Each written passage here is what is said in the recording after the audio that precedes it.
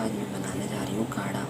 इसमें डालने वाली सामग्री ये है 4-5 कली लहसुन, अजवाइन, जीरा, हल्दी, लौंग, दालचीनी, काली मिर्च और छोटा प्याज।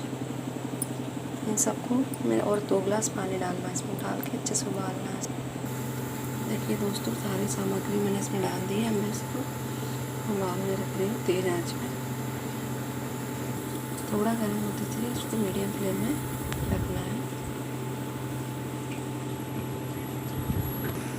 दोस्तों, ये सर्दी जुकाम के लिए बहुत फ़ायदेमंद है और कोरोना के लिए भी बहुत अच्छी दवाई है ये। इससे सर्दी